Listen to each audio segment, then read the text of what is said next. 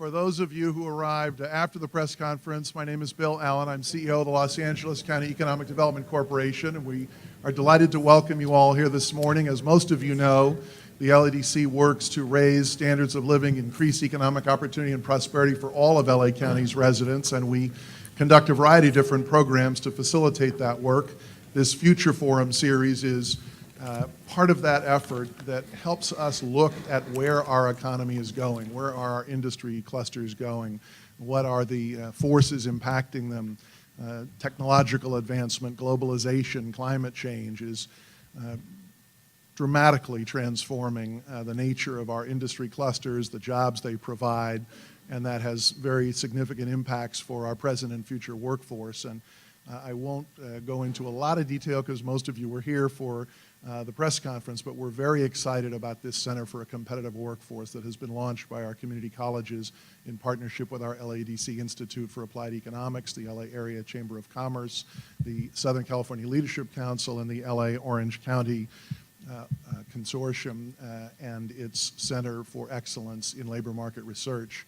This is extraordinarily important work we will be doing together, and today's Future Forum is on this very subject of the future of work in Los Angeles County.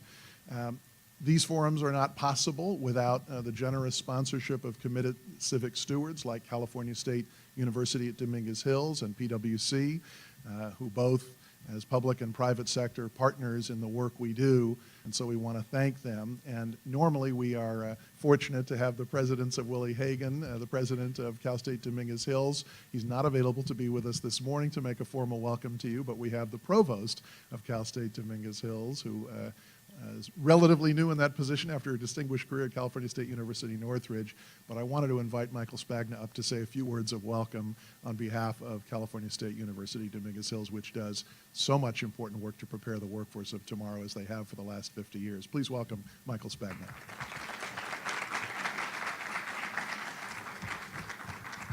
Welcome, everyone, and greetings on behalf of President Willie Hagen and Cal State Dominguez Hills.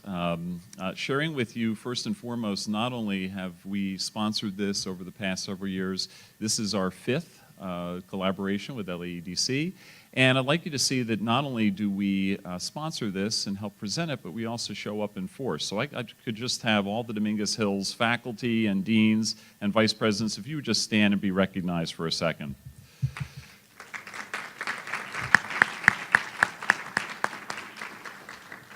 Very quickly, some of you know the history of Cal State Dominguez Hills. Dominguez Hills was originally Cal State Palos Verdes.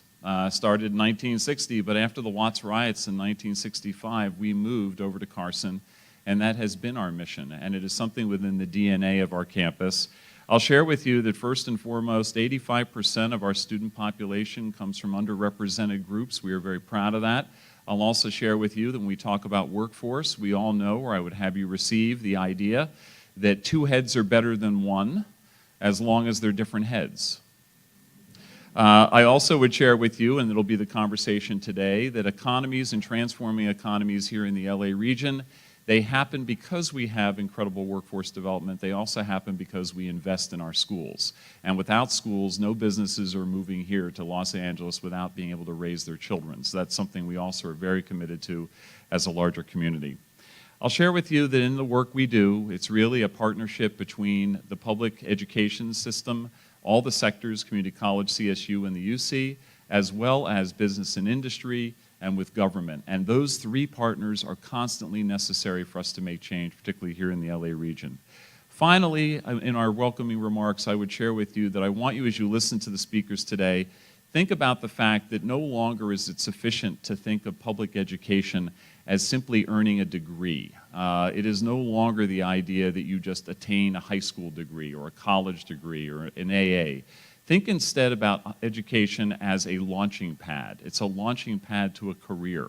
And so if you think of it that way, it will also help you to understand that education has to be lifelong learning. So it's no longer sufficient to think of education as something where skills are attained and that will serve you for a 40-year career. Actually, that music class you might have taken as an undergraduate might have taught you improvisational skills that are going to help you not only in your first career, but in your fifth career. So that idea of multi-potentiality is also an important thing we bring. And then finally, the last thing I'll share with you California is in a rare place because unlike some of the other states in the United States, California still has committed to the Common Core in our public schools. And I'll share with you, having a child who's in high school right now, that many people misunderstand what the Common Core is about in terms of what it's important for. It's about critical thinking skills. We no longer privilege getting the right answer. It's more of the journey that kids take to get to the answer. So by teaching students self-inquiry skills, it helps them position to be perfect people to come into the workforce and to be able to adjust as they go through a career. We couldn't be more pleased to sponsor this event, and we'll welcome you to a wonderful day. Open your eyes, and I look forward to hearing from you, and please come visit our campus. Come visit our new mobile Fab Labs. We have 4 of them that are now going out in the community to engender a spark in students to think about what it might be to go into STEM fields, arts, and so forth, that we can support them through schools. Thank you for coming today.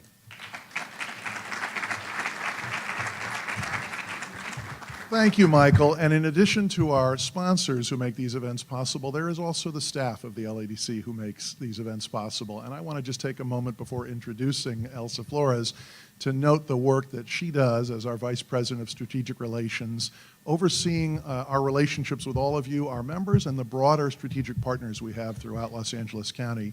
She and her colleagues, Rick Molis in the back of the room, Mark Nicholson, Manisha Horshan, have put a great deal of effort into developing these extraordinary lists of speakers and subject matters for us to share with you in these future forums. So without any further ado, please join me in welcoming Elsa Flores and thanking her team in the process. Well, Elsa, I'll turn it over to you. Thank you so much, Bill. And thank you again, Cal State University, Dominguez Hills, for your support and your partnership. I hope this is okay. So I have the privilege of introducing the keynote address this morning. But before we hear from him, I'd like to introduce an animated short called Slope of the Curve. It's a film that was commissioned by Working Nation, a nonprofit campaign founded in 2016 by our keynote speaker, venture capitalist Art Bilger. This is the mission of Working Nation. Listen to this. Their mission is to expose hard truths about the looming unemployment crisis and bring the country together to create and amplify solutions for the changing economy. Pretty radical, right? Marshall Curry, the Academy Award-nominated documentarian, directed this 5-minute short. It's narrated by Blackish star Anthony Anderson. The film explains how the U.S. jobs market is rapidly changing as a result of advances in technology, automation, and other factors, and why it's important for everyday Americans to begin preparing now for an uncertain future. Take a look at the screen. What can we do to protect ourselves from robot automation? The CEO explained that machines will replace traditional labor. This is all about artificial intelligence and how much faster it can process. Human labor is never going to be cheaper as we get more advanced, and we're just going to have to adjust to that and deal with the results. For 3.3 million years, humans have developed technologies to make our lives easier.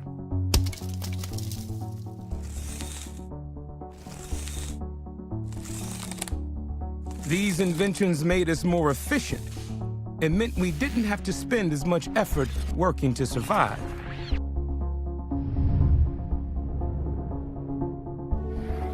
But each new development came at a cost. When bronze tools were invented, all the guys who made stone tools were driven out of work.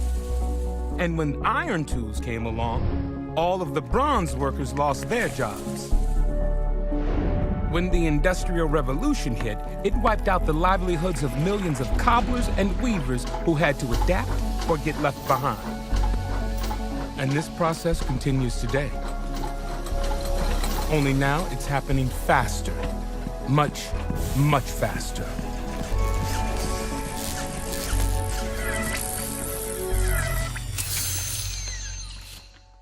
All kinds of routine jobs have become automated in the past few years, thanks to breakthroughs in technologies like robotics and radio frequency identification, computing, and high-speed networking.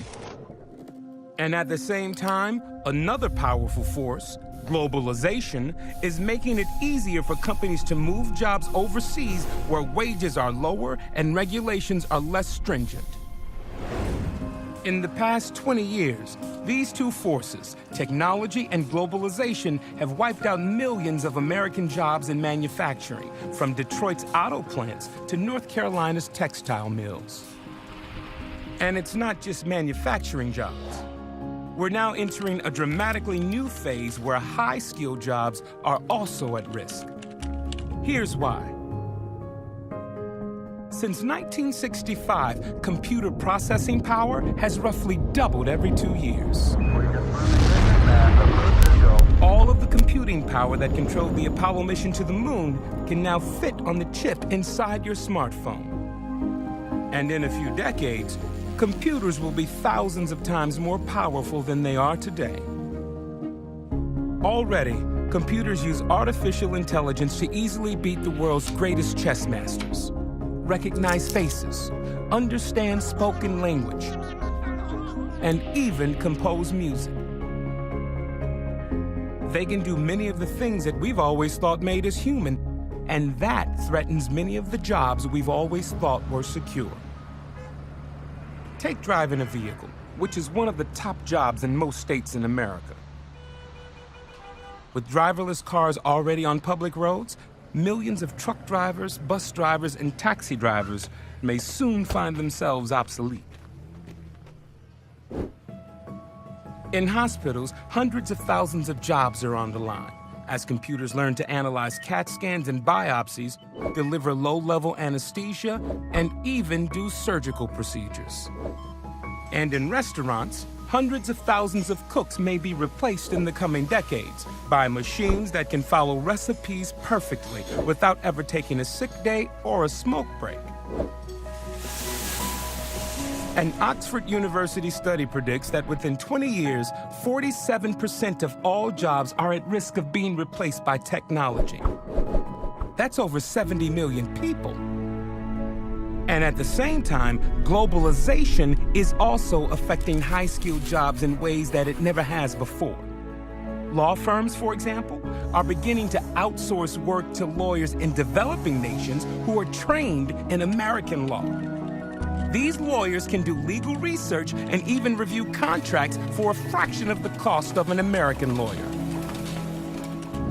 Now, just as technology and globalization destroy jobs, it's important to point out that they also create jobs by generating new industries and new markets for American products. We don't know exactly what the future is going to look like, but we do know this. Millions of American workers, white collar and blue collar, young and old, are about to face enormous, difficult transitions. We're living longer than ever before and will be forced to change our jobs more often than any people in history. We're going to need to learn new skills constantly throughout our careers to keep from being left behind.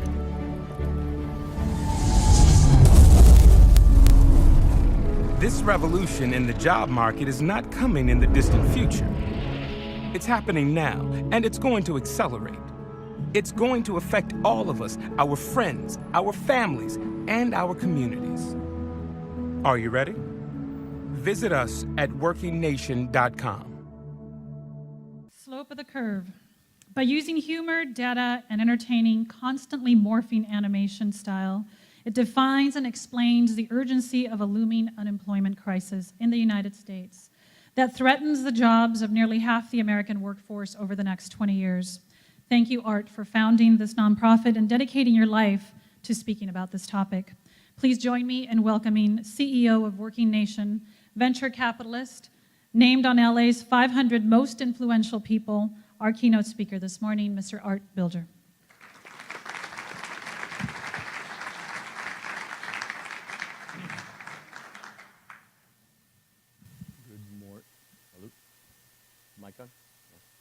Good morning.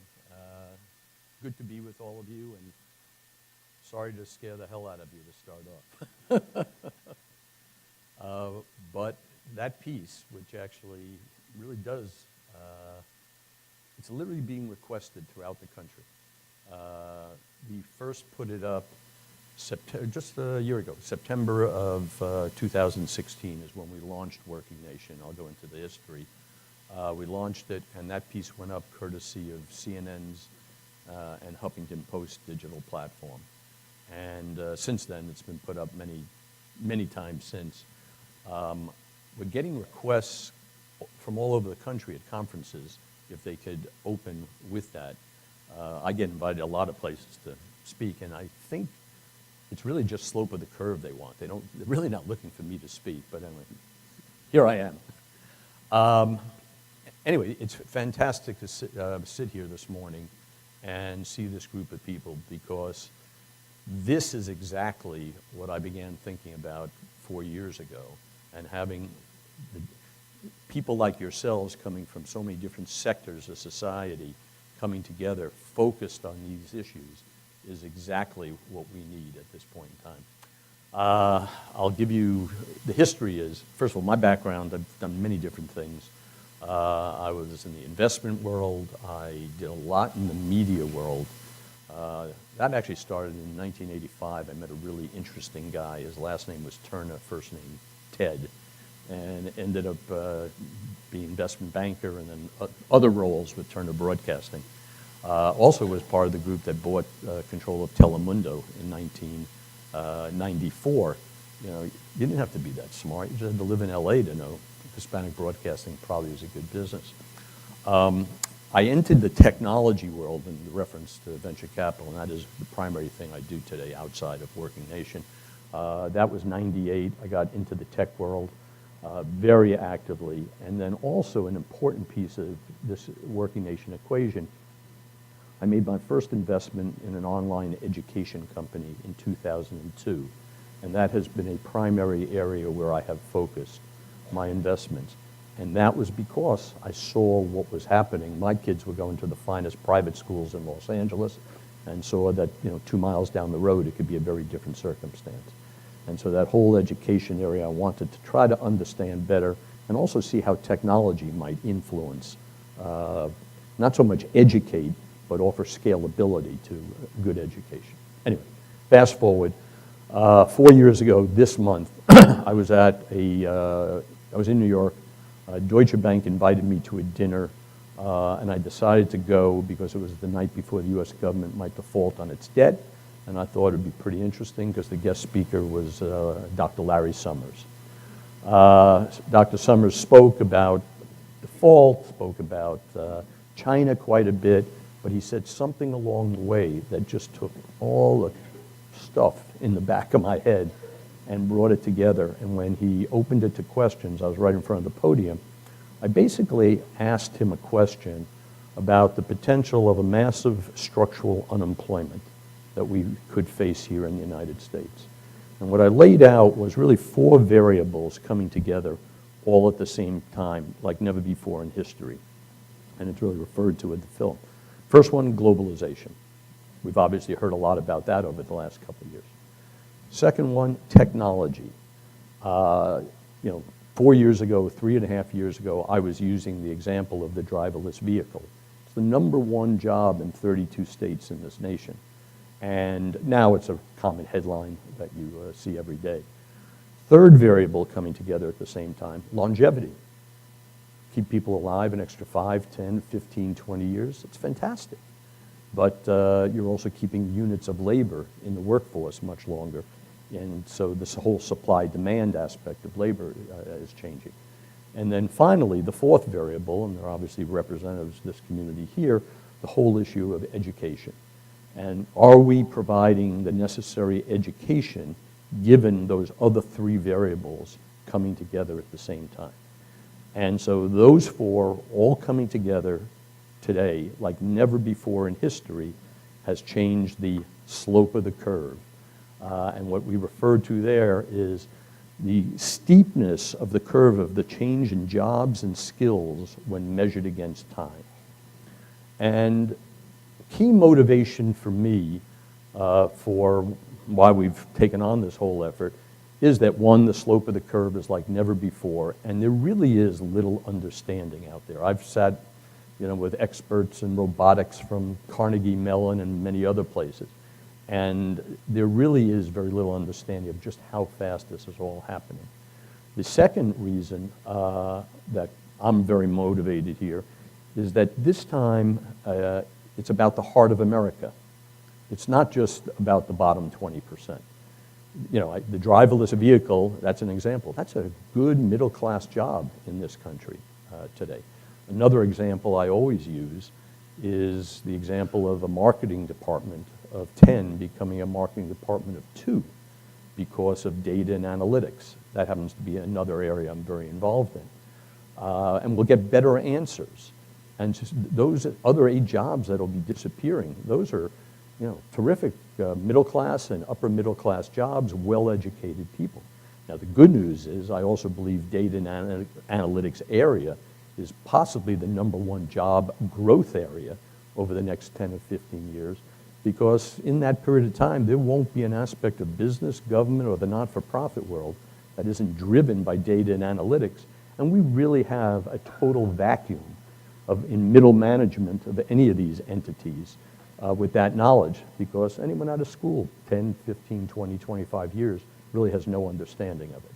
And so that's one of the big areas that I think is a good opportunity. I actually was the original founding funder at the Wharton School at the University of Pennsylvania of its whole data and analytics program. This was back in '08. And I'll be very interested. We finally pushed, and September of '16, we finally launched a major in the area of data and analytics. And of those students who had to choose a major that September, 20% chose data and analytics. So for those educators here, curriculum in and around that space, I'm a big supporter of. The third really emotional thing driving me and Working Nation here is something that really is an aha moment to so many, and that is never before, as a result of these variables coming together, never before have we had to re-educate and reskill all the 48-year-olds in this country. And that is a phenomenon that we are being faced with. There were examples there, but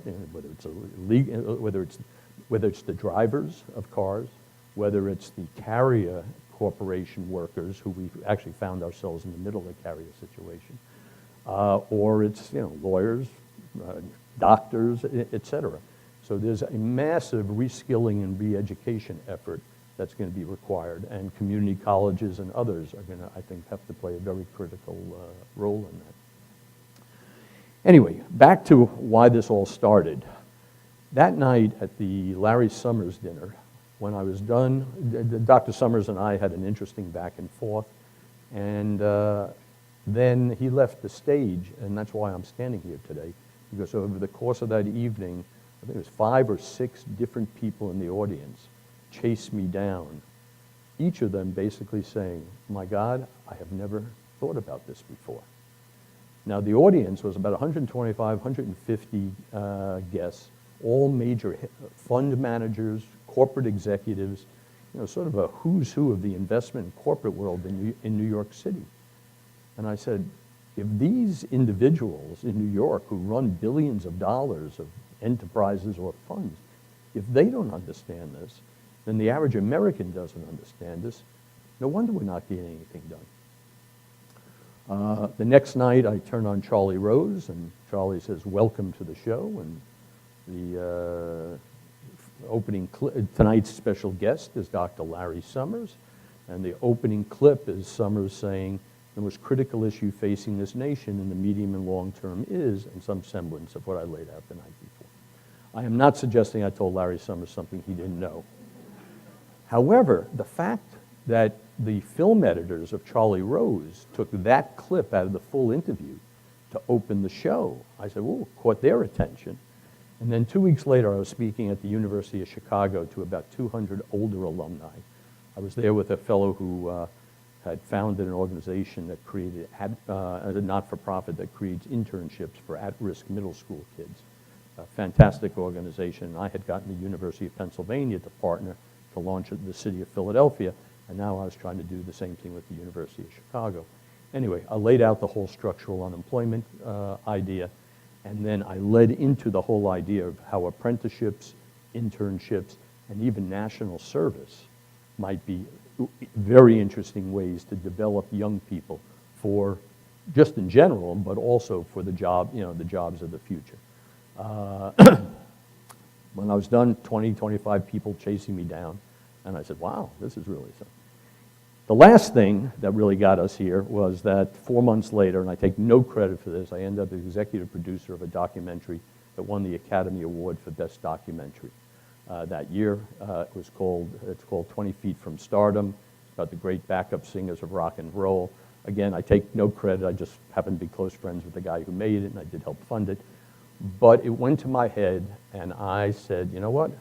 I am going to educate the people of this country because, as we were talking a little bit earlier, it's fantastic that the audience here has an understanding of all of this, or much of this. But the slope of the curve is so steep that we must move so fast on these issues, and thus we must educate people throughout society. We can't just, conferences are great and white papers are great, but we've got to do it on a faster, more broad basis. And thus I decided storytelling in today's digital world would be a very interesting way to do it. I originally was going to do a documentary, and then I decided that probably doesn't make sense. My goal is impact, and the risk return on a single piece of content is not terribly good. And then I also concluded that in the end, my goal wasn't to just leave it at that and just scare everyone, but as was discussed earlier, the central mission of it is to highlight where the jobs of the future will be and what are the mitigating strategies and solutions. And our team, including two of our members, Ann and Eve over here, who are our research group, our team have been searching for now 3 years for the solutions. And a key theme here, and that's why this being here with you is so important to me, a key theme of ours is that the solutions are local. It's corporations, it's not-for-profits, it's academic entities, and it's local government coming together in different combinations. It's not to say that federal tax policy or budget policy can't have impact, but the solutions are created at this level. And that's why I must say, sitting here and seeing who's represented here, it's really quite exciting. This is exactly what we need. Now we just need to scale it very, very dramatically from where it is today. Anyway, I ultimately brought on TV producers, Academy Award-winning documentarians, marketing executives, researchers, strategists, journalists, and Working Nation today is, as it was described earlier, a not-for-profit campaign to basically educate the people of this country. Slope of the curve went up a year ago, September 16. In October, November, and December, Barbara Koppel, a two-time Academy Award winner, she made a 4-episode series. Those went up via Time Inc. and Fortune magazine's platforms. First one was on Kodak, to explain what is structural unemployment and what's the impact on a regional area, in that case, Rochester. The second piece was on a solution, Year Up. And the gentleman who runs Year Up here in Los Angeles is somewhere. We said hello, there he is. Year Up. Year Up is an organization that operates in 15 different cities, creates a gap year where it trains these young individuals. You must have a high school diploma for 6 months, and then you get an internship in AT&T, JP Morgan Chase, Google, et cetera. It's a fabulous program, and that's why we made an episode of that. Third episode was a corporate opportunity, Toyota's reskilling efforts in Kentucky, which have now expanded quite dramatically to other corporations. It's terrific. And then the third piece was on the area of robotics. Since then, what we've been doing is we've, as I mentioned, accumulated large numbers of solutions. Ann and Eve tell me we have a database of about 600 solutions. And we are literally filming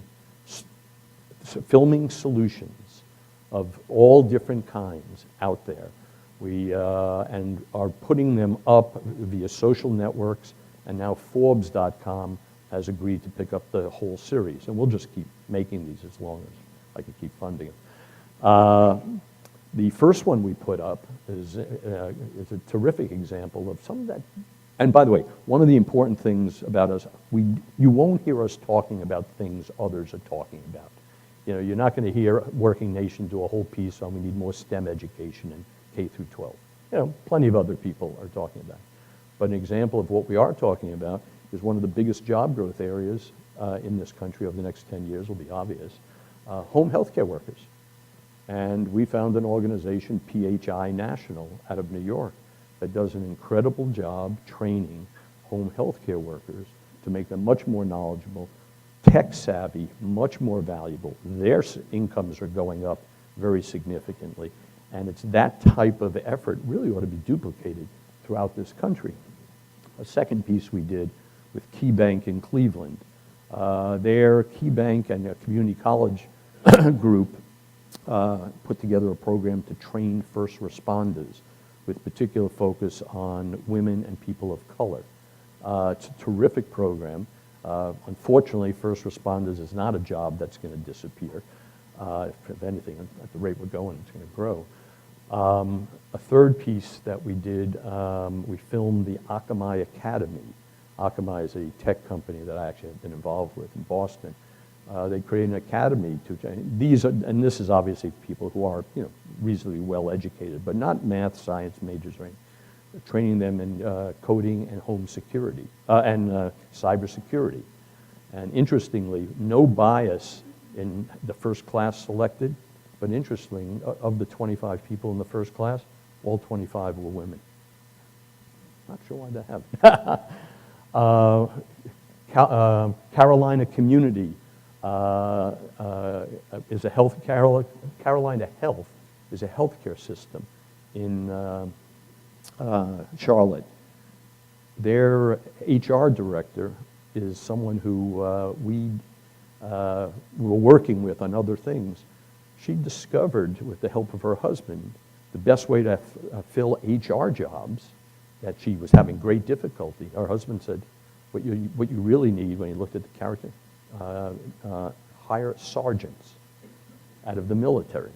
And as a result, so that's a theme that we're doing. I'll finish up.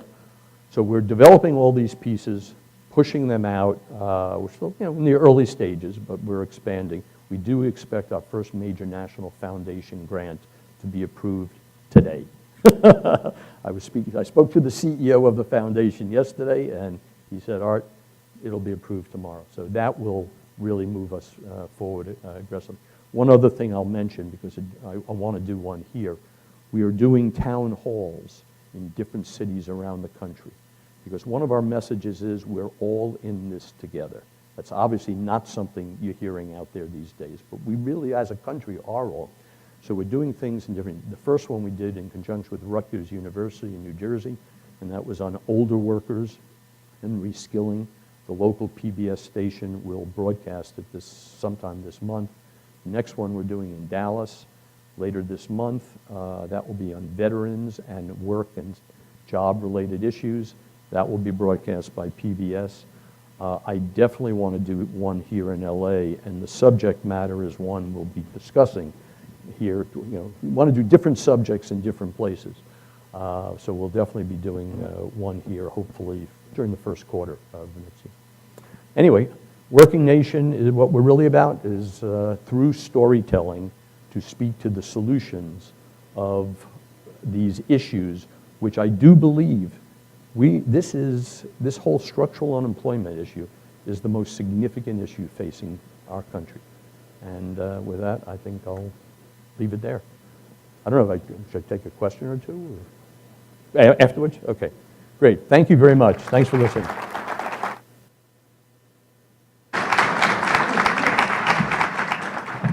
Thank you so much for that. And yes, you will be invited to come back up and be part of the panel moderated for Q&A. Thank you. Price Waterhouse Coopers. I'd like to acknowledge Susan Stone, who's here with us this morning. Susan, can you just stand? I just want to acknowledge you from Price Waterhouse Coopers. Susan saw the vision of our future forums last year and has agreed to serve as our featured sponsor for the rest of them this year. So thank you so much for that and for being a part of this today.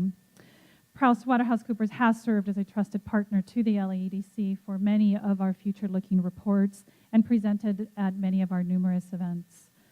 Mitra Best leads teams that co-create solutions through decision thinking, prototyping, leveraging emerging technologies, and applying agile methodologies. She has received her education from UCLA, MIT, Stanford. Enough said. Please welcome Wonder Woman herself, Mitra Best. Thanks, Elsa. Well, it's still morning, so good morning again. Art's a tough act to follow, and Elsa's introduction is a little intimidating, so I'm happy to be here, and I'm really glad that the topic of future of work has become such a great, of great interest to so many people. I think there are like 113 million Google hits on the phrase if you search it. I think the important message that I want to share with you today is that the world is changing, much like Art talked about. I think the quote, you can't probably see this, but Ray Kurzweil, the futurist who's now at Google and has been for a while, at the turn of the century said, early 2000s, said that 20,000 years of progress will be crammed into 100 years. Now, even the auditors at PwC can't really audit that yet, but if the last 10 years or the last even 2 years are any indication of the pace of change, I think he's right. That's a lot of change to come at us when we're not prepared for it. The rate of change, the slope of the curve, as Art called it, is really steep. So I wanted to just share, I don't know if these slides are going to work at all, but I have a word cloud up there with a lot of words on it. And each of those words represent a factor that's affecting the workforce of the future. Artificial intelligence, we talked about that, we saw it in the film. Technology is rapidly changing the way we live, the way we work, the way we communicate. Everything about it is transforming the workforce, the business world, our lives.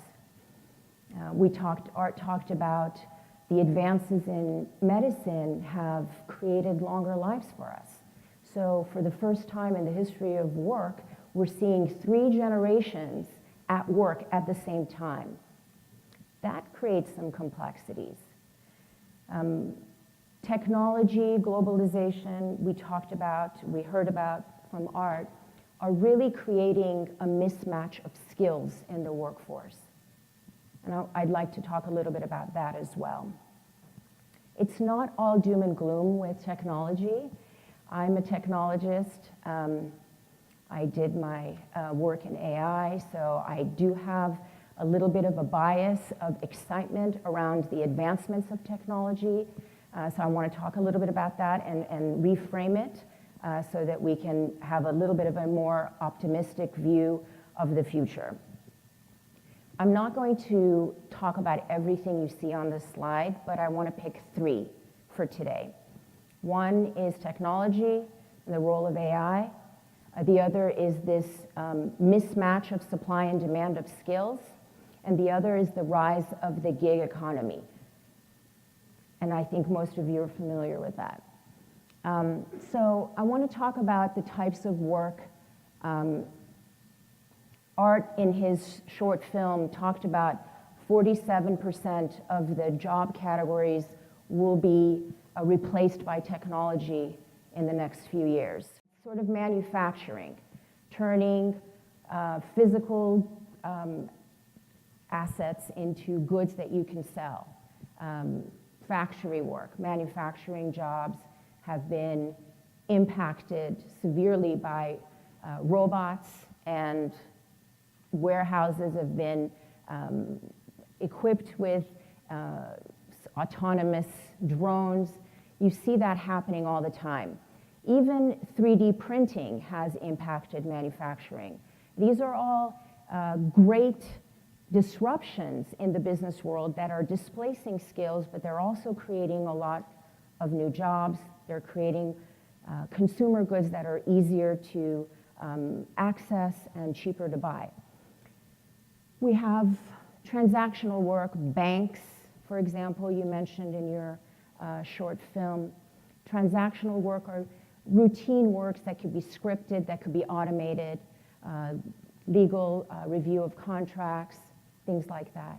And then last but not least, interaction kind of work where you have decision-making, problem-solving, skills that you really, we can't imagine a robot doing or a program doing, but it's happening. Customer service call centers are being replaced by bots that are responding to customer inquiries at a much faster and more efficient pace. So what does that all mean? A rise in startup community of a lot of AI companies impacting healthcare, financial services, insurance, retail, even food, entertainment. We've seen that happen in our Southern California community. Many of these companies are here. They're going to impact the way we live, the way we work, what we do. It's going to redefine what a job is. A job is not going to be what we think of it now with a title, a role, a description. It's going to be more like there's work to be done and someone with the skills will get that work done and then move on. Very different way of organization. Rick asked me to put some case studies together. I'm not going to go through each of them in depth, but I just want to touch on how these companies are getting impacted positively and impacting us positively through automation and technology. Samsung has, it uses autonomous vehicles in their warehouses, making it much safer for the workers in those warehouses. Amazon, you all know, 45,000 robots with 200,000 employees working side by side, making it 20% less expensive to really run those warehouses and 50% more capacity for goods in those warehouses. That's why all of us can get so many of those goods for such low prices and so quickly. So the consumer effect of technology is really quite large. Caterpillar, they've used AR, augmented reality, training programs that are installed on all the machines. So if a machine breaks, you don't have to wait for a technician. Everybody in the organization is now equipped to repair the machine or fix whatever problem there is. It really equalizes and scales the knowledge across the company. This one's interesting, Associated Press. They've automated the report writing for closing statements. So they have now increased those reports from 400 companies or 300 companies to 4,400 companies. Now, that gives us access to more information, but it also allows the reporters to focus on more high value added reporting and more fun stuff than the boring financial reports. And Anthem Health uses AI programs to bring together data from disparate resources and sources to allow their personnel to administer the benefits more quickly. Therefore, people like us have a better experience when we're calling them. That leads to the supply and demand mismatch that I was talking about. All of a sudden, you have all these new jobs and all those old jobs. 600,000 open positions that are unfilled because of skills shortage. And yet we have unemployment. It's pretty incredible. 30% of the skills that are needed today, that are needed in 2020, we don't even know what they are. We don't know what they are. 45% of the tasks will be automated in the next 3 to 4 years. And what I found really interesting, a couple months ago, I discovered that the half-life, or the lifespan of a skill, is now down to 4 years. So the skill that you have now, 4 years from now, obsolete. So what does that mean? It's kind of a scary proposition to think that all of these things are impacting the way that we live, and yet it seems like we don't have control over that. But we do. But we do. I think the lesson here is a lot of businesses like mine are investing in reskilling their workforce. I will tell you, it's a lot cheaper to reskill your workforce than to fire them and hire a whole new set. Here's some examples of what other companies are doing. L'Oreal has made Coursera, an online learning platform, available to all its employees. It's an investment, but it's worth every penny. AT&T has partnered with 35 universities across the nation to provide courses to their employees. Something like 2 million courses have already been taken by the AT&T employees. Google and Procter & Gamble, two innovative companies, have come together to have an exchange program where employees from one company go to the training program of the other company to just sort of live outside of their bubbles, learn from each other. Amazon does something very interesting. It invests exclusively in education where the skills are high-paid jobs. So even if the person who's taking that course is not going to immediately benefit in their career at Amazon, Amazon is investing in those future skills now. And that's really looking towards the future and not thinking about just today. And Adobe has a dedicated team of their global talent who is developing curriculum for their 14,000 employees worldwide. So these companies are doing the reskilling of their workforce in a very responsible way. Now, I don't have PwC on this board because I didn't want my opportunity to talk to you to become an infomercial. But if you talk to me afterwards, I will tell you the amazing work that my firm is doing, reskilling 200,000 employees worldwide, and working in our communities like Los Angeles, where we have offices, to bring those skills to children in underserved communities so that they can earn their potential and they can be the future leaders. So I'm very proud of that, but I'll just keep it to a minimum. This is the last topic that I wanted to talk about, is the rise of the gig economy.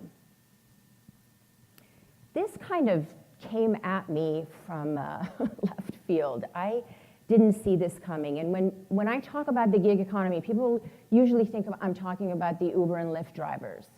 They only make 20% of the entire gig economy. The rest of it, which is actually 40% of the US workforce, they're recent college grads who don't want traditional jobs. They're retired people from employment who still have a financial need to work or are too young to not work. They're baby boomers and Gen Xers who don't want to have a traditional 9-to-5 job. They want to have a different lifestyle. 40% of the US workforce today is independent contractors and freelancers. That's a huge number. In 2014, 90 91 million 1099 forms were filed with the IRS. And we know the number is higher in 2015 and 2016. Well, it's a lot cheaper for employers to hire independent contractors, save 30% on payroll. But what's really fascinating to me is that in 2022, which sounds like a long time from now, but it's not, organizations are fundamentally going to change their structure. They're going to become these digital marketplaces of work where people come to do work and then they go. There's going to be a competition for talent by the employers, and there's going to be a very competitive landscape for people who want work. I know I only have 5 minutes left, so I'm not going to go deep into these, but all of these companies, Walgreens, Amazon, Microsoft, Google, and P&G, are hiring massive numbers of independent contractors. Microsoft, more than half of their workforce is independent contractors. Amazon hires seasonal workers, I think something like 120,000 employees during the holiday season. That's a lot of people that can be in this on-demand workforce. Walgreens does it year-round. P&G is experimenting with a pilot to source their employees, or their workforce, I should say, from a talent marketplace. And in that pilot, they saw a 60% efficiency in speed to market. So very interesting landscape. And Google, I don't know if any of you use the Google Translate app. I use it all the time.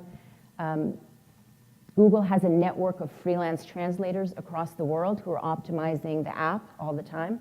So that's pretty cool to find out. So I'm going to wait a little bit for that. So the world is changing, and the businesses who are agile can flex with the change, and the people in the workforce who are agile in learning and reskilling themselves are going to be successful. If you're rigid and you think jobs are what they are today or what they were yesterday, that's not going to cut it for us. We really need to rethink what a job means. We really need to think about how we staff our talent pool and how we compete for that talent pool and where we get the talent pool from. So I want to close with some actions for all of us.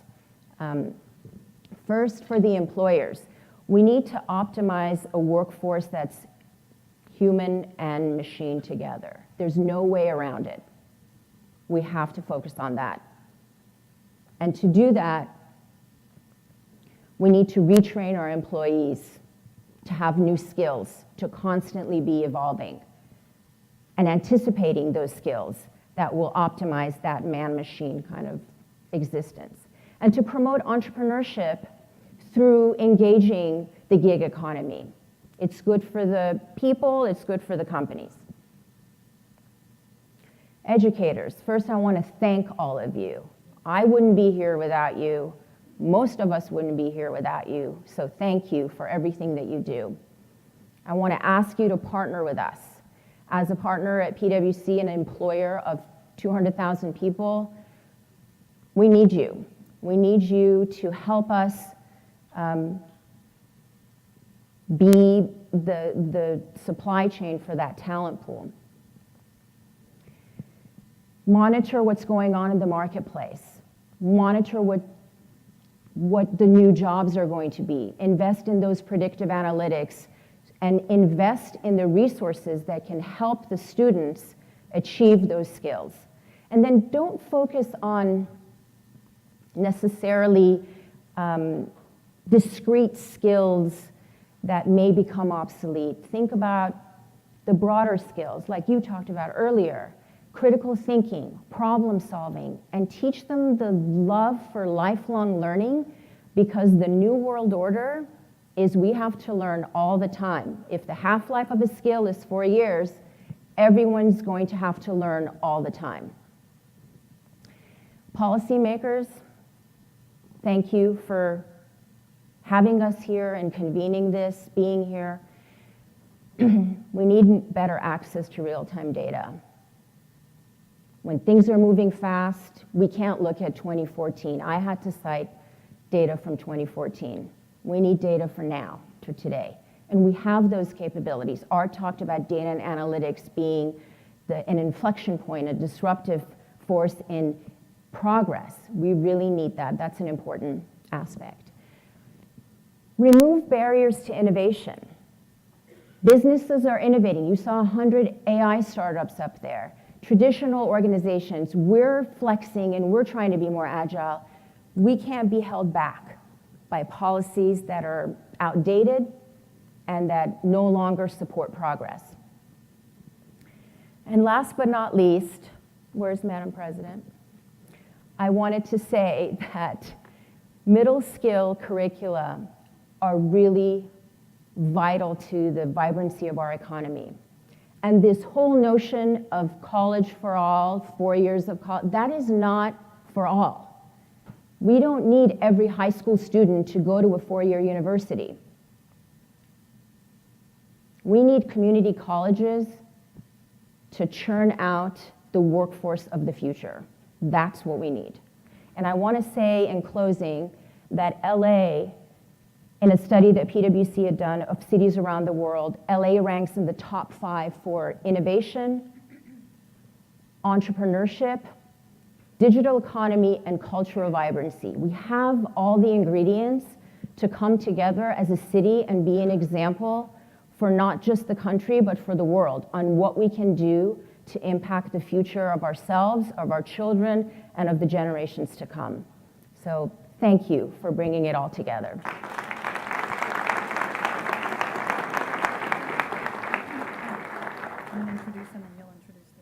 Okay. Thank you so much, Mitra. Thank you for bringing it all together for us today. I really appreciate your action items. And I think as you and Art both spoke about partnerships and local solutions, private, public, and everyone is here today. So I hope that you'll join us and participate in the Center for Competitive Workforce, who will study these labor market trends that you talked about. We're going to hear about the center's first report this morning, and to introduce that report, I'd like you to welcome a member of the Economic Development Program Advisory Committee for the California Community Colleges and president of Mount San Antonio College. He's also the chair of the LAOC Consortium and partner for the Competitive Workforce, the Center for Competitive Workforce. Please welcome Bill Scroggins.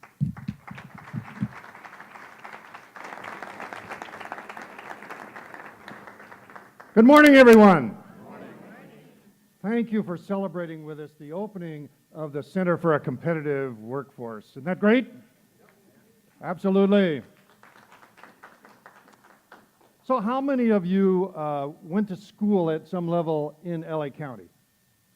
Look around the room. That's us. That's today. Me too. My parents came from the Midwest during the Dust Bowl era. This was LA, the land of opportunity.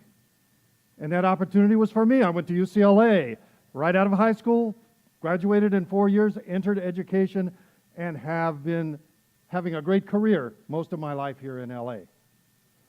This work is to assure that not just today's generation, but future generations have that same opportunity, that LA continues to be the land of opportunity. Looks like we have the right formula to make it happen. Let's work to make it happen. Let me share with you 4 things that this report and this work are going to enable us to do. The first is data. Data. Both of you talked extensively about data and the importance of that data. This data analysis that you see in this report looks at the labor market demand and breaks it down by high skill, high wage, high demand occupations and the competencies that are needed. That data is critically important because the resources that collectively this group has need to be focused on where the most impact can be, and that data leads us there. California community colleges are blessed with an additional $200 million in ongoing money, that a third of that goes through the LA Orange County Regional Consortium and needs to be invested in these impactful ways that we heard today. We've got to be on the cutting edge of what's not just needed today, but needed going forward. So data. The second thing that this report has is voice. We're not in silos talking to like-minded people. We're talking to everyone about what's needed. Particularly as an educator, I can say this brings our employer network to the table with a collective voice. And let me tell you, that's a challenge as an educator.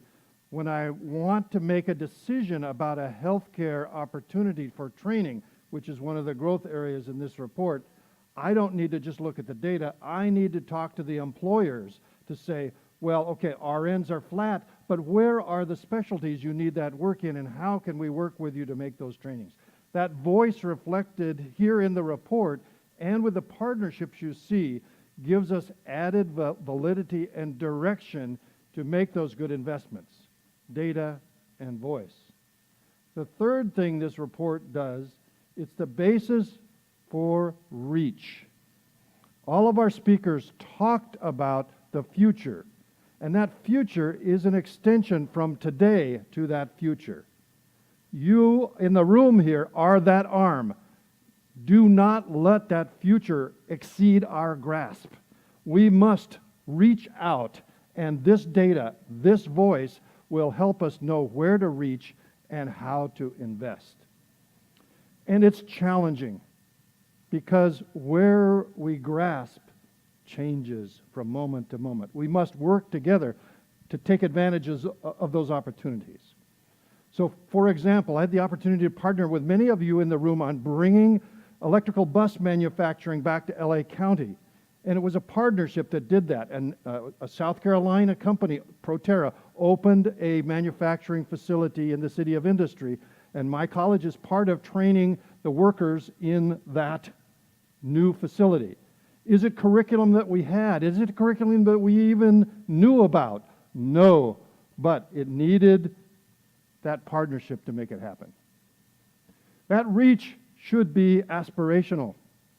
LA County will be the home to Amazon's new regional center because we'll work together to make that happen. The last piece is social justice.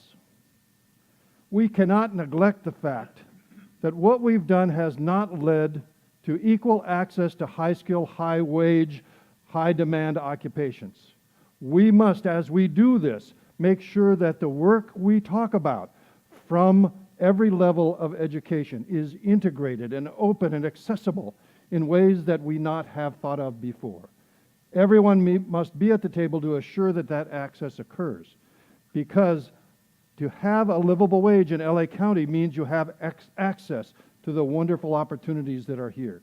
Without assuring that that access to that job training and that job, we do not have a complete solution to LA County's workforce challenges. In addition, the ability to work and feel the satisfaction of contributing to your family and your community creates an environment where people work together to solve those problems of the future, and they feel their voice and their work has meaning. So together, through the first steps we're taking here, as you will hear about this report and as you dive into the report, remember, use the data. Speak your voice to give meaning to that data.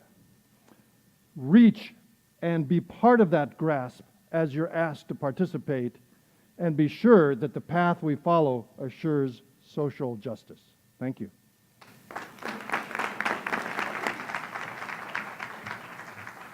Thank you, Dr. Scroggins. And now to hear about this report, please welcome Director of LADC's Institute for Applied Economics, Dr. Samjita Mitra.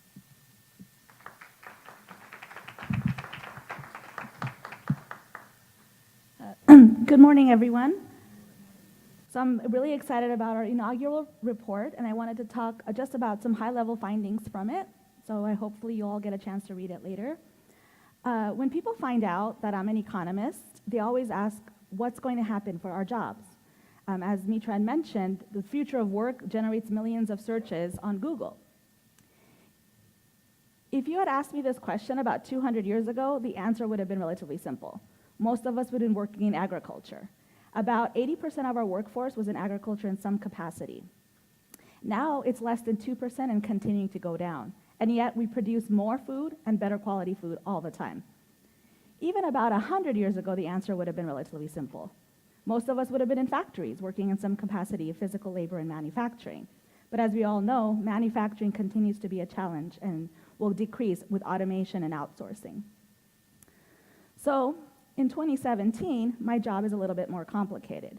We're now living in a time of structural transformation, and as Mitra mentioned, there's outsourcing, the gig economy, automation, and we are moving away from a production-based economy to one where we rely really on intellectual capital. So what does that mean for the jobs of the future? I wanted to quickly go over the main industries in our region as they represent the foundations of our economy. Let's start with the prominent ones. The prominent industries are the ones that have grown at healthy rates over the last 10 years, and we project them to grow significantly over the next 5. The next are the emerging industries. These are the ones that are projected to grow substantially over the next 5 years, even though their employment over the last 10 was relatively stagnant. Then we have the rebound industries that have contracted over the last 10 years, but we expect them to grow. Then we have the moderate, and then the slow, which are also the industries of regional economic significance, but they're going to stay relatively stagnant over the next 5 years. And finally, we have the challenged industries, which have contracted over the last 10 years, and unfortunately, we expect them to contract even more over the next 5. And as you can see, manufacturing is one of our industries that we consider to be challenged. However, there's industries within manufacturing that are targets of opportunity for us, like in advanced manufacturing. And I'll talk about that a little bit more. So here's the industry. So where are the jobs coming from in these industries? So we looked at the net new jobs that are going to be created over the next 5 years, and also the replacement workers for people who are moving in and out of the workforce. As you can see, most of the job openings are going to be in food prep and food service workers in our region. These are honorable, decent jobs, but unfortunately, they require very little education and consequently pay very little. And what are the openings by education over the next 5 years? If you can see, over 1/3 of our jobs don't even require a high school diploma. Another 32% require a high school degree. So we see that there's relatively low levels of educational attainment for our workforce in the future. Why would this matter? Why do we care about the earnings potentials? We did a quick back-of-the-envelope calculation to look at lifetime earnings by educational attainment. As we expect, earnings will go up with higher levels of education. Higher earnings translates into increased levels of spending in our local economy that will generate a larger ripple effect. But as we've just seen, most of the jobs that we expect to be added don't require a lot of education. So is there anything we can do? Are we destined for a path of limited economic opportunity based on the educational attainment of us, our neighbors, our friends, and our family? We decided to do something with this. So we decided to create the Center for a Competitive Workforce in collaboration with the LAOC Center for Excellence for Labor Market Research and other key partners in our region. So this report, the LA and Orange County Community Colleges, Powering Economic Opportunity, is the inaugural report from this center. The purpose of this report is to identify target industries and middle skill occupations that will drive our regional economy, contribute to increased prosperity, and improve the standards of living for all of us in the LA Basin. The report includes the demand for labor, a detailed 5-year industry employment forecast, a roadmap to target industries and occupations, and an analysis of the regional community college supply of students that we expect are going to fill these target occupations in our important regional industries. This report will hopefully serve as a baseline to inform the development of the career education workforce from our local community colleges and job training programs to better align with the growing occupations of the future. So there are over 776,000 students in the LA and Orange County community colleges, over 520,000 in career education. The 20 occupations that are identified in our report are the middle skill occupations with the strong employment projections and the potential for facilitating economic mobility. Middle skill jobs are particularly relevant to community colleges because they typically require some college coursework, but generally less than a bachelor's degree. Middle skill jobs have great potential to lift our community out of poverty, offering strong wages and requiring only a few years of educational preparation. And since community colleges are such a leading and vital role in training our students, it's incumbent that more attention be given to forecasting employer demand of the future. Closing the supply gap is critical to the growth and prosperity of our economy. So, as I mentioned, in our region, there's approximately 67,450 job openings over the next 5 years in the 20 occupations that we looked at in this report. But according to the latest data available, there were fewer than 27,000 career technical education award earners in the greater LA basin. And only about 7,800 of them earned certificates in programs that were relevant to our 20 target occupations.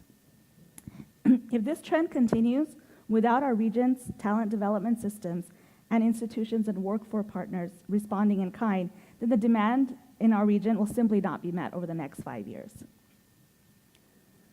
So we identified industries in our basin that would be prime targets for investment in training and education, career technical education, to fulfill the projected demand for the middle skill jobs over the next 5 years. So how do we identify these industries?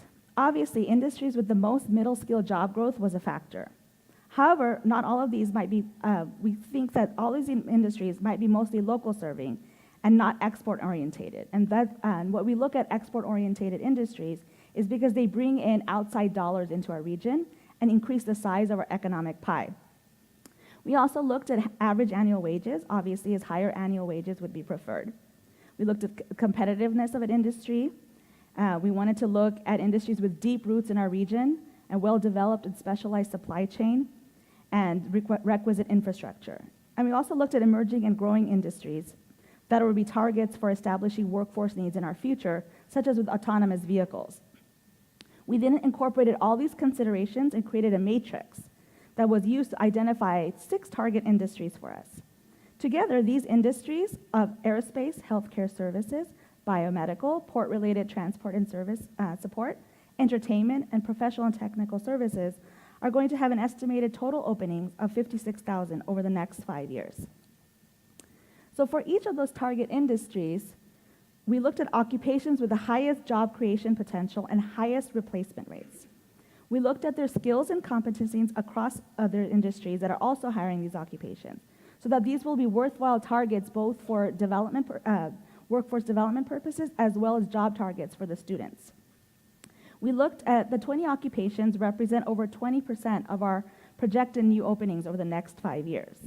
And we looked at the core tasks that they would need, the current hourly wages, the distribution of these workers across industry sectors, projected job openings, what the community colleges are currently supplying, the workforce characteristics, and related occupations. And we also looked at a crosswalk between the work activities between these occupations and related ones. So these are the occupations that we identified and their openings over the next 5 years. So this is the first 10. Did it? Didn't show up, but there's like other 10. So we created the Center for Competitive Workforce, which is housed at the LADC and is a partnership with the 19 LA region community colleges in the LA Orange County Regional Consortium, the Los Angeles Area Chamber of Commerce, the Southern California Leadership Council, and the Center for Excellence for Labor Market Research, housed at Mount San Antonio College. The center's mission is to better align supply and demand data with labor market information, support industry-driven career education and workforce development programs, and strengthen industry engagement in our region's talent development pool. And the goal is to train, educate, and upskill a more competitive workforce in LA County and Orange County, and for the knowledge-intensive industries that are going to dominate our economic future.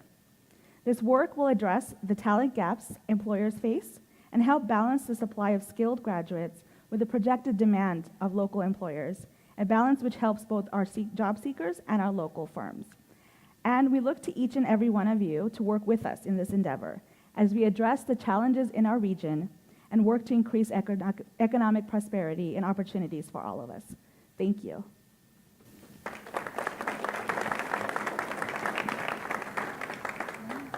Where can they get the, It, I just said, where can they get the report? it should be available on our website as well as the Center for Competitive Workforce As website. of today? Yes. Thank you. Thank you so much, Samjita. To speak about public colleges adapting to workforce needs and industry, please welcome Interim Vice Provost, California State University, Dominguez Hills, Mr. Kevin O'Donnell.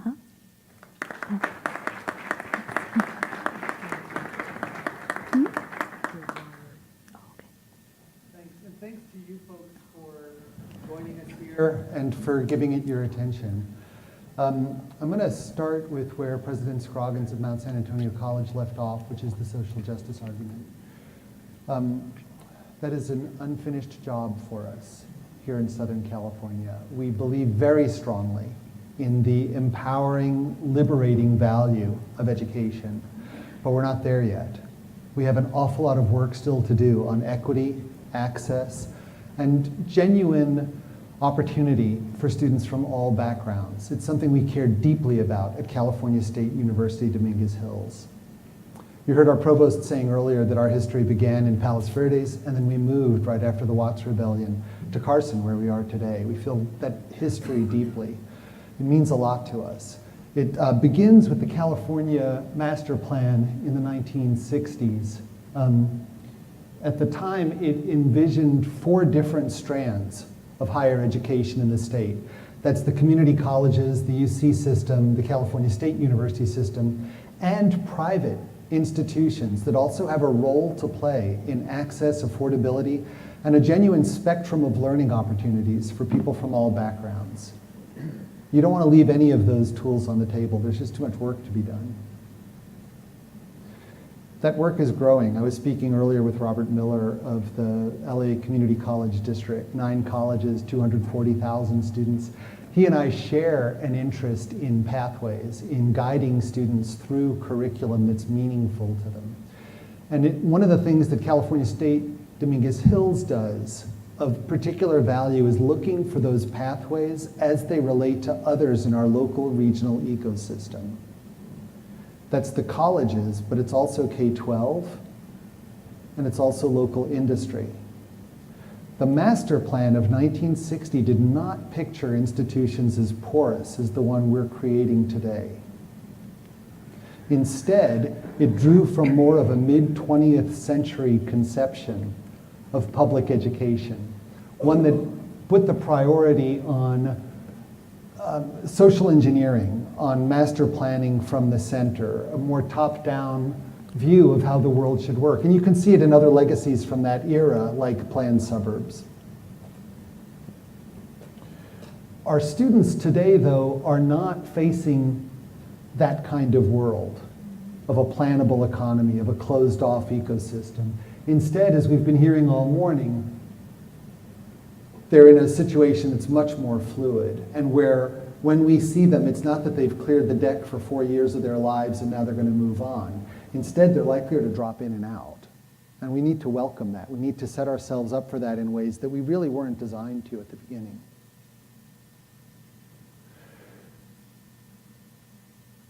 Reports like the one that came out this morning that offer this kind of advice consider alternative means of delivery. Work with local employers on internships. Position students for lifelong learning. This is the kind of advice we take to heart. And you can see it in the current designs for the future campus of CSU Dominguez Hills. Thursday evening, we broke ground on a new science and technology building. It's going to open in fall of 2020 with new laboratories and an explicit connection to Toyota. We want our area employers involved in education in fresh ways. We're breaking ground on a number of other buildings as well, taking advantage of the undeveloped real estate around the physical campus in Carson. We're also setting up an area we call Silicon South, which is off our campus, closer to South Los Angeles, with similar explicit employer relationships that'll help us serve our students better. Finally, I want to tell you about the mobile fab labs that our provost mentioned toward the end of his remarks.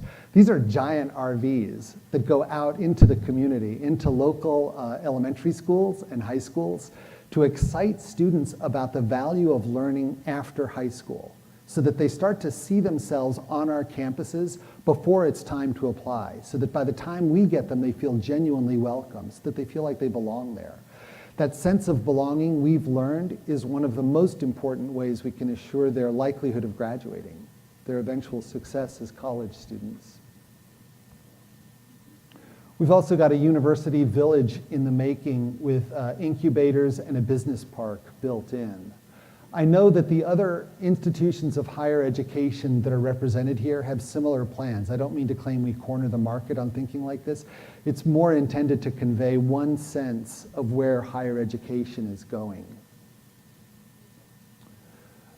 Part of this presentation's title about the next middle class is something that I want to emphasize. The equity play for our students, the idea that people from all backgrounds are welcome, has a couple of advantages for us. First of all, there's the social justice element, the sense that this is a commitment that's long overdue. But second, you get better results that way. When you get different perspectives, different points of view brought to bear on the same problem, the answers turn out to be stronger than they would have been otherwise. And this is one of the ways that porousness of the university of the 21st century has a lot to contribute to the region.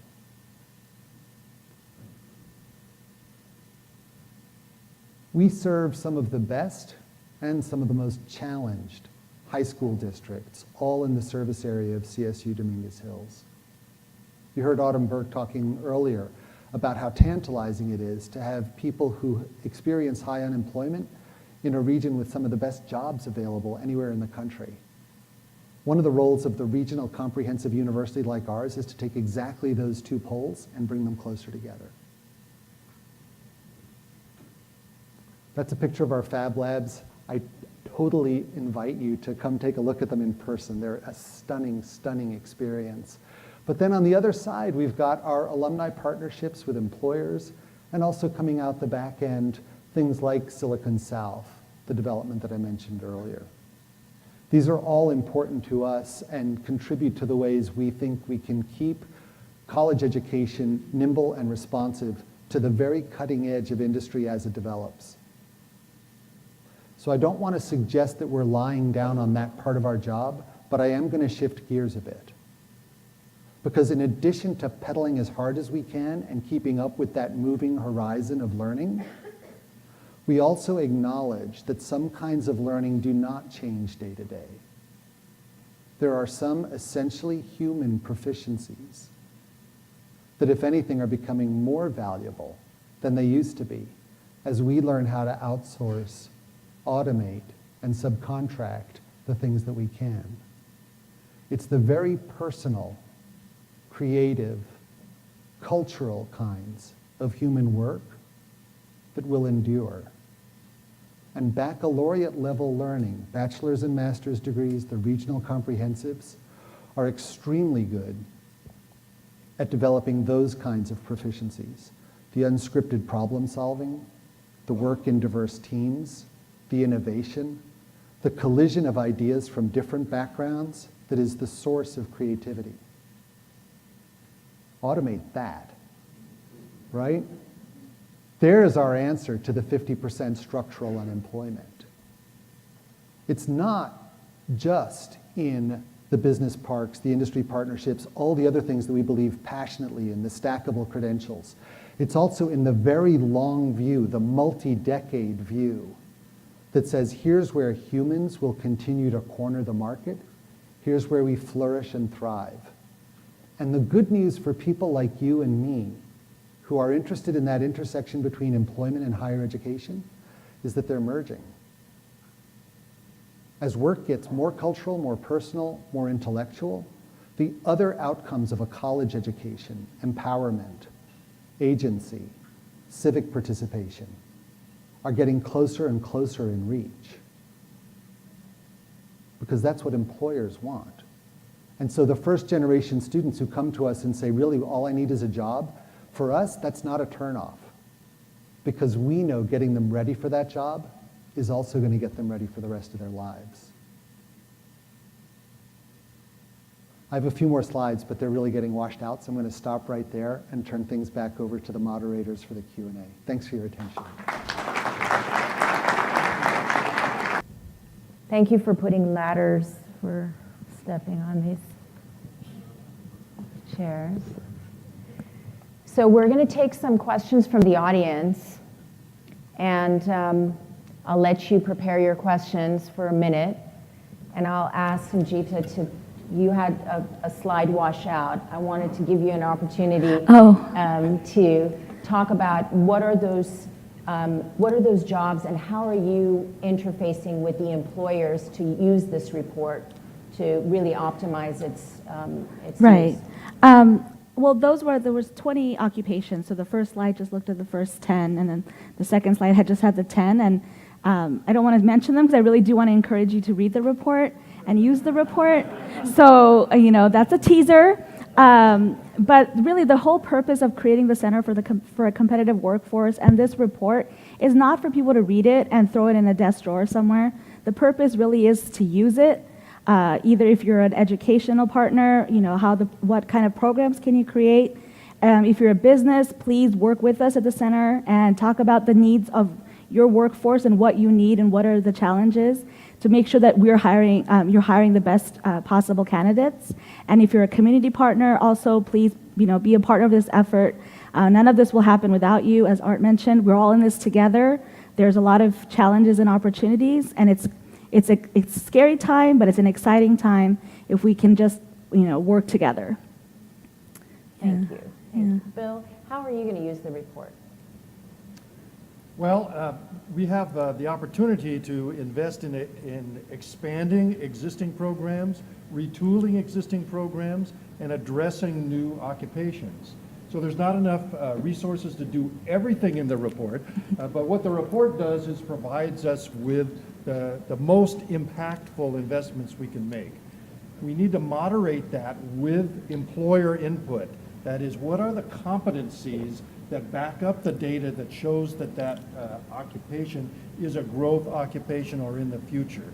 And then we need to be flexible and not design something that is so locked into a particular delivery mode that it is not evolutionary.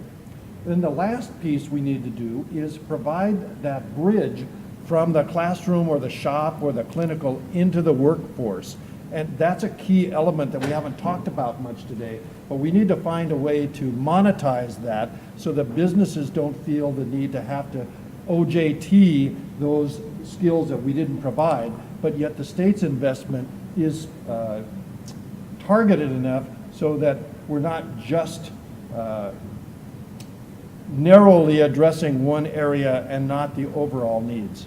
So those are the complex panoply of don't just go to the curriculum committee with another proposal. That's not what this work is about. Great, and I think, Ken, you mentioned the lifelong skills that you're focusing on. How is that relating to what Bill just talked about and the report? It's a great question, and I'll give you a couple of answers. One, the report is pretty candid about here's what you can expect to earn, here's the entry-level jobs, here's how many of them there's going to be. This is bait. This is great for a first-generation student, right? You can say, look, you're not kidding yourself. This really is your way up.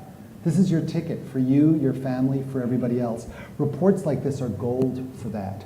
The challenge for us, as you heard President Scroggins saying, is adjusting our delivery so that on the fly, as people are getting those skills of immediate employability, we're also developing their proficiencies for those longer-term, durable proficiencies that they're going to need as the economy changes. A lot of times, that end of our curriculum, that part of the report that's about open-ended problem solving, critical thinking, et cetera, has traditionally resided in what in higher education we call general education. That's the coursework you take no matter what you major in. And for most people, it's a slog. They don't like it. They're just sort of dragging themselves through it, waiting for junior status so they can take courses in the major.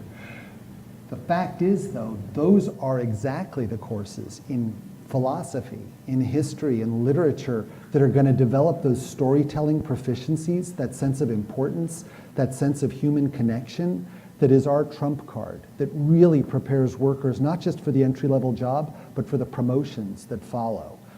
So that's how we prepare for it, is looking for ways that each kind of curriculum can be marbled together in ways that we haven't done very well so far, and then delivered in those alternate formats. Thank you.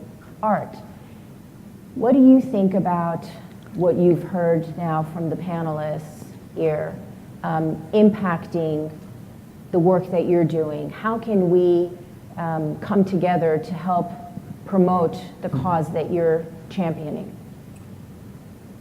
Well, as I think I gave you some kind of sense. I'm in 1, 2, or 3 U.S. cities, other than LA, every week. And it would be really nice to not have to get on an airplane and still discover many of the solutions. So the answer is, this is actually quite exciting. And just in my wandering around, I've already been introduced to some people who want to talk about it, other solutions that we ought to be speaking of. But I will say the whole community college area is a key focus of ours. And I made a brief reference to one piece that we shot in Cleveland with KeyBank and community colleges, but we actually have many more. So I would say one of the most important macro themes of our efforts in terms of the stories and solutions we want to tell do relate to community colleges. And so following this, I want to regroup with a bunch of the people that we're meeting here to talk through some of those things. I'll just give you an example. I was just talking to a gentleman a moment ago. We will be filming next week something called the College for Social Innovation. It is very interesting. It's an early stage thing. It's only beginning its second year. It is the idea of creating a gap year, a semester abroad concept for students in their junior year. Instead of going to Barcelona or Sydney and playing around, you go to Boston and you work within a not-for-profit and you take courses in the not-for-profit area. And the whole rationale for the reason this fellow Eric Schwartz, who is also the founder of Citizen Schools, the reason he's doing it, he believes one of the biggest growth area for jobs in this country will be the not-for-profit world. Today, not-for-profit world, broadly defined, probably represents 7-8% of the GDP. And so I'm curious, I have to go through the report, but I'll be very interested to see to what extent not-for-profit sector in terms of job growth is included. But there's an example of the type of thing that I want to get closer to some of these academic institutions and see what other ideas and solutions we ought to be talking about there. And I think if we push ourselves, something that Ken started with the social injustices, I think as employers think more and more around social entrepreneurship, where you have an opportunity to make a living, you have an opportunity to provide, but you're also doing good at the same time, needs to become a stronger theme in our economy. I know our firm is doing that in spades, so I think it's important to mention. We have a question there. We have a few questions. Hi there. This question is about employers paying their workers more. So Neil Kashkari, important Federal Reserve member, Minneapolis, he called out employers a few months ago asking, quote, "Are any of you planning to raise wages in the next year or two, or are you just complaining about how you can't find workers?" So how does that wage flattening reconcile with the conversation we're having now about the inability to find skilled workers, yet we have this unemployment dynamic? Would you like me to answer that question? Sure. I think it's important to see as jobs change, and I'll give you an example of how you can, the the transition from one job to another to make your wages go up. For example, you look at graphic designers. That was something that you highlighted. I think the average earning income for that job is somewhere around $65,000 a year. With a little bit of training, that graphic designer can become a web designer and immediately make $80,000 a year. So with a little bit of tweaking in skills and this lifelong learning of always trying to retool yourself, you can have these maps to higher earning jobs that don't require you to go back to a 4-year school or a university to retrain yourself, but you can quickly and flexibly go into a new job that gives you an opportunity for a higher wage. But what about employers paying people more? I mean, that's putting the onus on the student, the worker, to go back to school and accumulate all these skills. Well, as you may have heard, there are a lot of employers that are investing in retooling and reskilling their workforce, and I encourage more and more to do that.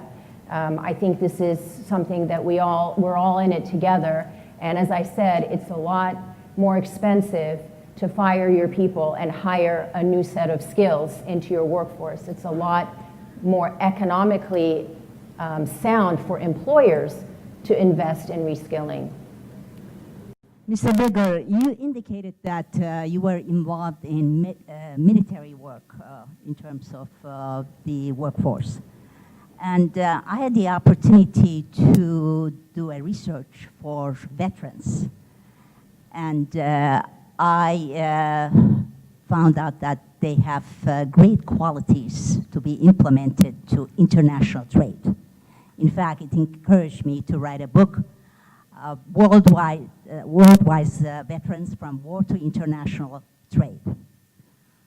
How can we develop that potential workforce and make them exemplary to the younger generations, like millennials, to get involved in international trade, which would help us to compete in the integrated and interconnected global economy? I should have one of my team members sitting in this seat for this, Joan Lynch, who was really one of the very early people who joined me. If she was sitting here, she would talk nonstop, because if it was up to her, Working Nation would only be about veterans. Joan, a very talented TV producer, and she heads up all content development. But to that point, I made reference to the roundtable that we will be doing in Dallas with regard to this veterans issue. I can tell you PBS National has asked us to do a 5-episode series, and very possibly veterans-related issues, skills, and work will be a key part of that.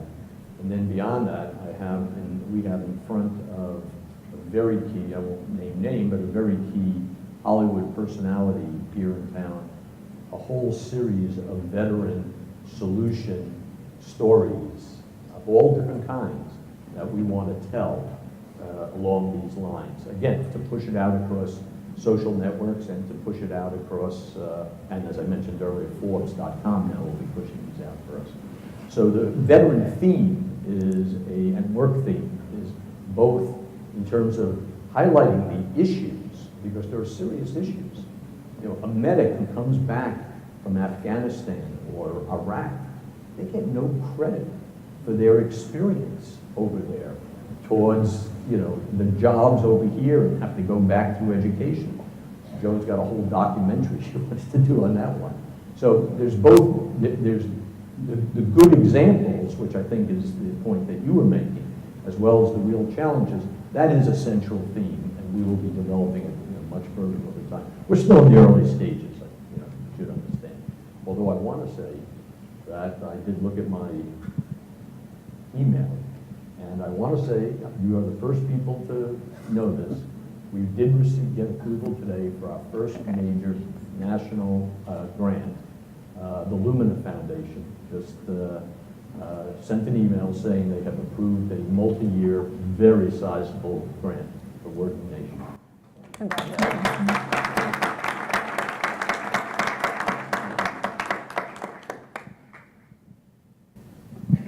Hi, good morning. My question is for you, Art. I really resonated with the fact that workers today have to reinvent themselves and keep growing and changing their career trajectory, because I had to do it several times. But like you, I have children in high school, so I would like to hear what your advice is to them. And also, secondarily, I'd like to understand, is really Los Angeles, California, the place that the youth today will really be working and get a good quality of life versus other places across the United States? I haven't sold my house here. I still live here, so I'm betting on Los Angeles, particularly in January. Why do you want to be in New York? First of all, and the portion of the question on advice.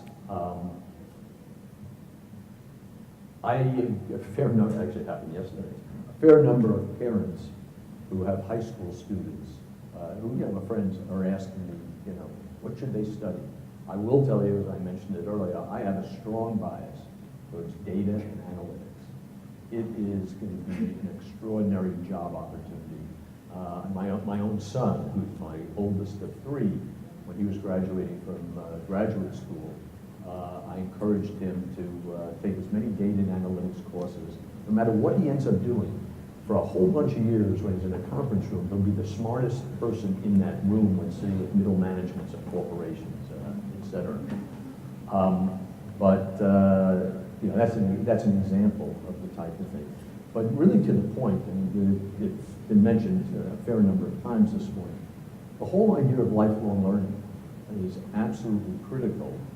And I spoke at I don't know if you know the organization Gear Up, it's a big K-12 national organization. They had a conference up in San Francisco a couple of months ago, and they asked me to open a conference with Slow to the Curve and then participate in a panel. And I explained to them, look, I'm not an educator, so I don't know the best way to do it, but for you K-12 educators, you've got to figure out how to instill in young people this whole idea of lifelong learning. And I will tell you, I do believe that we have a tremendous opportunity as a result of technology. When education was just, a 12-year-old showing up in a classroom, 5 days a week and going home and doing a little bit of homework, it might not instill that type of thing. But through that mobile device and with the right apps being developed, I really do believe you can instill in young people just this constant idea of learning. Yes, when you become an adult and you're going to be sitting in whatever job and whatever skills, I promise you within 5 years you're going to have to learn maybe not whole new skills, but clearly additional skills beyond that. And so that's what I encourage. Actually, I had lunch with a young woman who's applying to college just yesterday. And that was really what I was trying to push her along. I didn't have to push her very hard. She's pretty talented. Can I jump on that with a Me Too? As far as Los Angeles and as far as advice to high school students, there's a couple of things that come to mind. On the data and analytics thing that Art was just talking about, one of the things that machines are going to have a very, very hard time doing is recognizing the surprising connection, right? We will have robots very soon finding statistical significance, finding variations that are anomalous, that are worth exploring.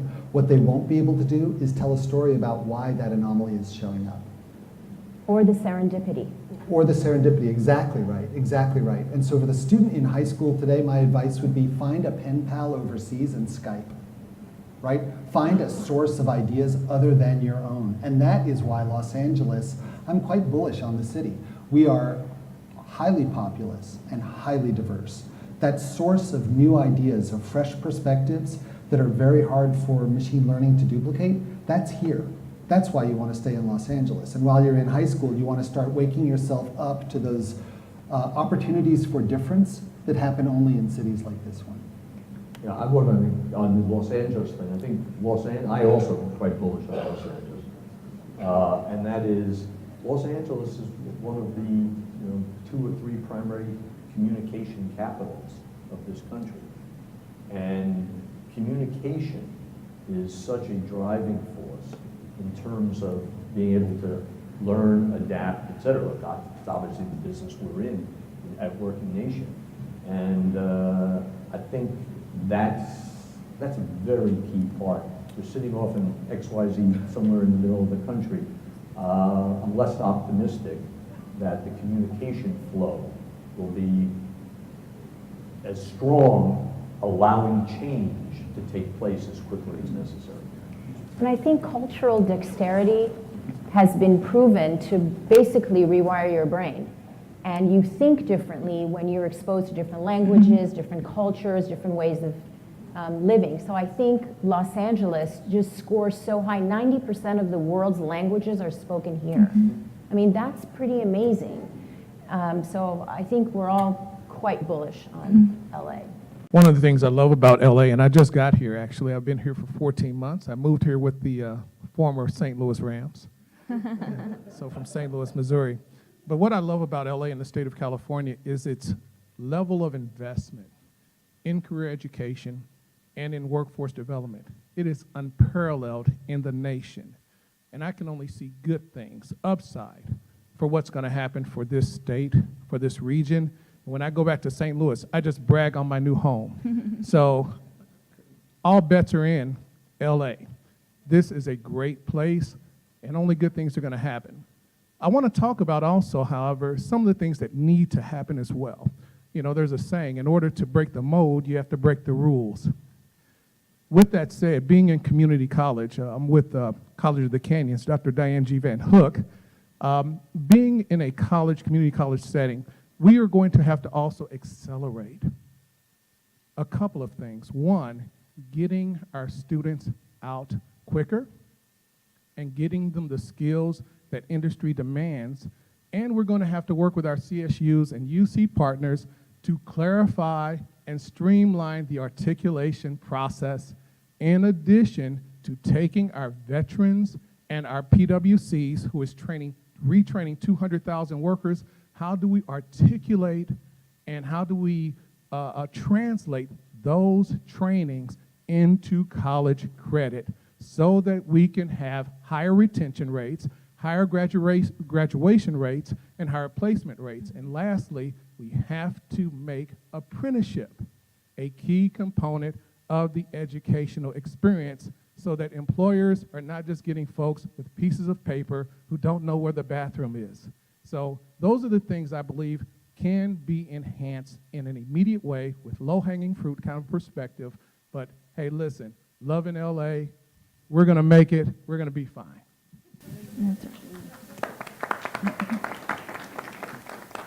I'd like to say two things about College of the Canyons, if I could. And hello to Audrey Green at College of the Canyons. They've got two things that I think are really worth pursuing and keeping an eye on. One, a workforce readiness component to their education, that apprenticeship model, where they are out in front among the community colleges in the state. And second, unique among the community colleges that I know, they've got a footprint for four-year universities on their campus. There's a Cal State Northridge at College of the Canyons. There's a few other Cal States at College of the Canyons, including LA. That's the kind of model, when I was talking earlier about the Porous University and that outreach to the community, like our mobile fabrication labs, to me, that partnership with College of the Canyons is the epitome of what we're going for. That's fantastic. I think we have time for one more question. I saw a hand up back there. Well, okay, maybe we'll do two and make it quick. Good morning, Joe Stark from Los Angeles Unified School District. First of all, thank you so much for the thought-provoking presentation. I want to touch on something Ms. Best mentioned, the four-year learning cycle. I think there's one huge element of our workforce, we talk about retraining, and that's our teachers.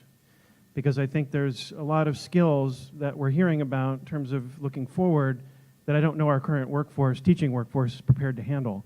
So I know one of the areas we're sort of exploring on the adult education side is how can we pair our teachers up with industry professionals so that we really have kind of the, you know, the educational experts, so to speak, grounded in the pedagogy, working with industry professionals so that we kind of have the best of both worlds, hopefully in the classroom, and also giving our teachers opportunities for retraining to meet the demands of the new workforce. So I was just wondering if any of you have any comments or, you know, suggestions on that.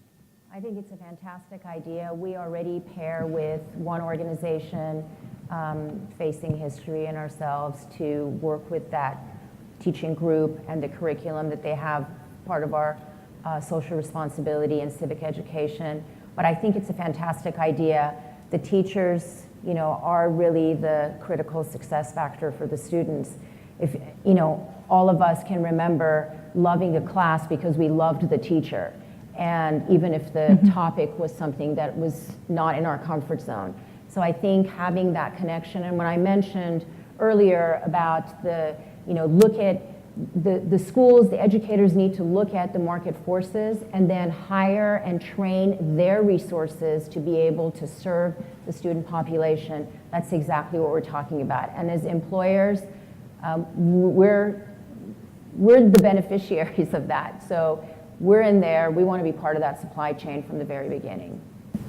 Any other comments? And I think we're at time. Well, I think the linked learning approach in K-12 has a lot of merit. I don't think it's well enough developed yet, but the opportunity to have real-world experiences that are connected to the curriculum. The Common Core has a project-based piece to it that isn't taken full advantage of, so those projects could be of real-world opportunities.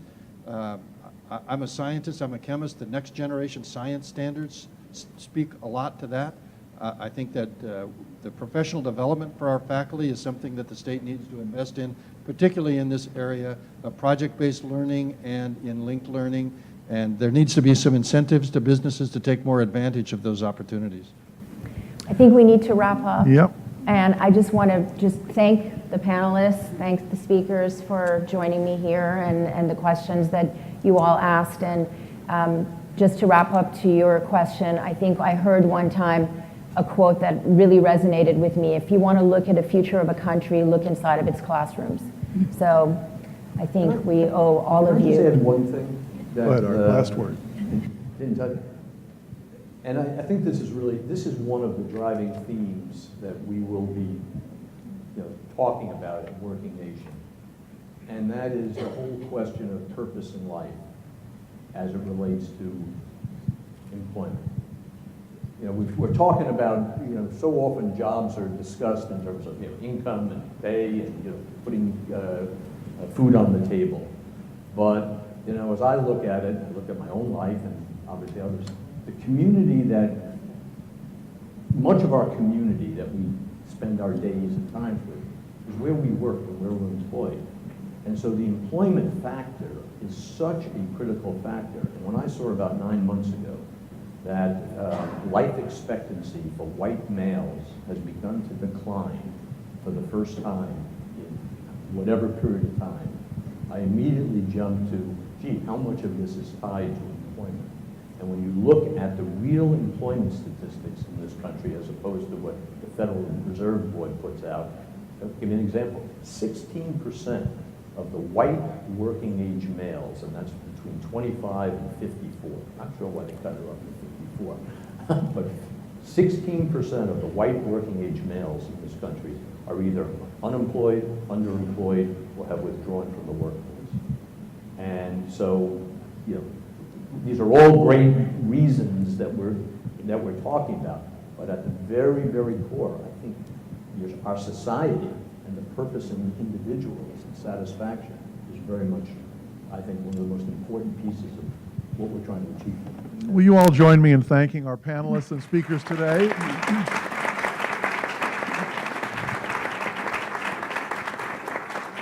We very much appreciate your wisdom, your insights, your bullishness on Los Angeles, and I think all of us, even in the face of automation and machine learning and artificial intelligence, are also bullish on the human race. And we have a lot of work to do. Mitra gave us some specific examples of what we can do as employers, as educators, as policymakers, but all of our speakers and even members of our audience today gave us some very thoughtful things that we can engage in. As Samjita, principal author of this report, along with the colleagues at the LAOC Center for Excellence in Labor Market Research at Mount San Antonio College. As they all write in this important report, there are some very specific things for all of us to do if we are to realize a brighter future for all the residents of this region. And of course, LA's competitive advantage is this enormous and diverse and vibrant population we have. So as we go forth here, I really encourage you all to read this report. You can find it at ladc.org or at competitiveworkforce.la. Take time to read through it, contact us, let's work together on implementing many of the initiatives that we've heard about today and that we will explore together in the years to come. Our future regional economy depends on it, our society depends on it, our quality of life depends on it. We look forward to working with each and every one of you on this. Thank you for coming to the Future Forum. Let's thank our sponsors again, Cal State Dominguez Hills and PwC for making these events possible. Our staff, I want to also really recognize Richard Virchus, who hosted the press conference this morning as the leader of this Center for a Competitive Workforce. And I also want to recognize my colleague David Flax, our President and Chief Operating Officer of the LADC, who's been such a thought leader in this whole process as well. Thank you all for being here. In the back of your program are promotions for the upcoming Future Forums in the coming months. Thank you all for being here.